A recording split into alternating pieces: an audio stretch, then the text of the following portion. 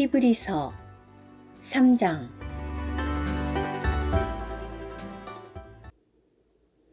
그러므로 하늘에 속한 부름을 함께 받은 거룩한 형제님들, 사도이시며 대제사장이시라고 우리가 시인하는 예수님을 깊이 생각하십시오.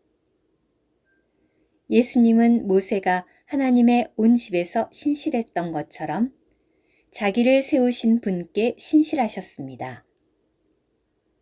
집을 지은 사람이 그 집보다 더 존귀한 것과 같이 예수님은 모세보다 더 큰 영광을 받으시기에 마땅하십니다.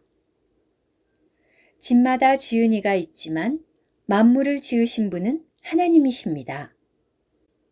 또한 모세는 장래에 전해질 일들을 증언하기 위하여 종으로서 하나님의 온 집에서 신실하였습니다.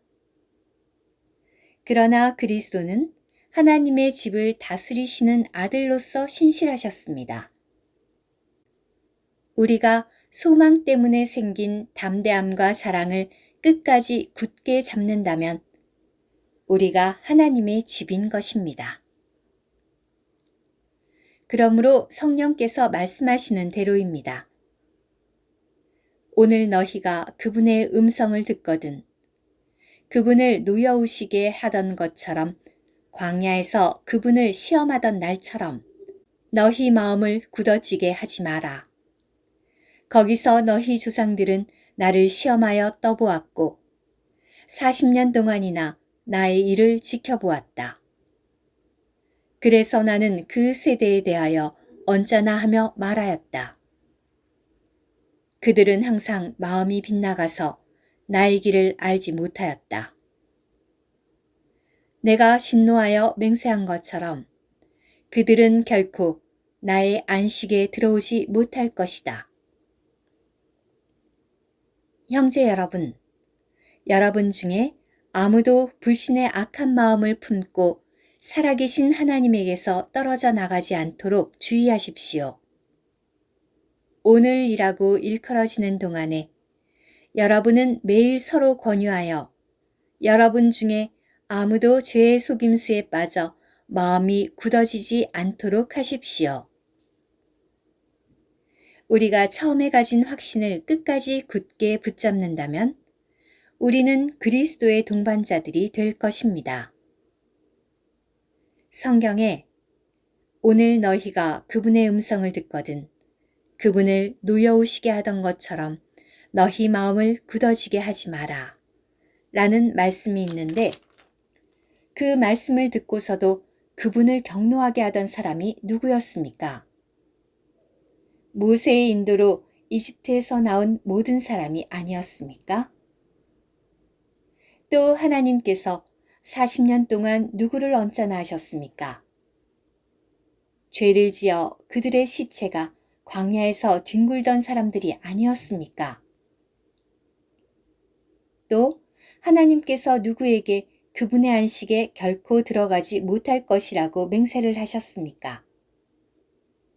불순종한 그 사람들에게 하신 것이 아닙니까? 우리는 그들이 불신했기 때문에 들어갈 수 없었다는 것을 압니다. 히브리서 4장. 그러므로 하나님의 안식에 들어갈 것이라는 약속이 아직 유효한데도 여러분 중에 누군가가 그것에 이르지 못하였다고 여겨지지 않도록 두려워합시다. 우리도 또한 그들과 마찬가지로 복음을 전해 들었습니다. 그런데 그들이 들은 말씀은 말씀을 들은 그들의 믿음과 결합되지 않았기 때문에 그들에게 유익이 되지 못하였습니다. 하나님은 내가 진노하여 맹세한 것처럼 그들은 결코 나의 안식에 들어오지 못할 것이다 라고 하셨습니다. 그분의 말씀에 따라 이미 믿은 우리는 그 안식에 들어갑니다. 사실상 창조의 일은 창세 때부터 완성되었습니다. 일곱째 날에 관하여는 성경 어딘가에서 그분께서 말씀하셨습니다. 하나님은 그분의 모든 일을 마치시고 일곱째 날에는 안식하셨다. 그리고 성경 어떤 곳에서 다시 말씀하셨습니다. 그들은 결코 나의 안식에 들어오지 못할 것이다. 그러므로 안식에 들어갈 사람들이 아직 남아 있습니다. 이전에 복음을 전해 들은 사람들은 불순종했기 때문에 들어가지 못했습니다.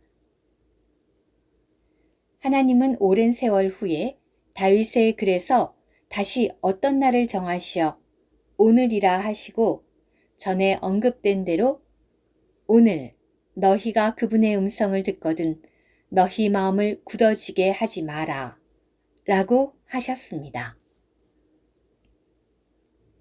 여호수아가 그들에게 안식을 주었더라면 하나님께서 그 후에 다른 날에 관하여 말씀하지 않으셨을 것입니다.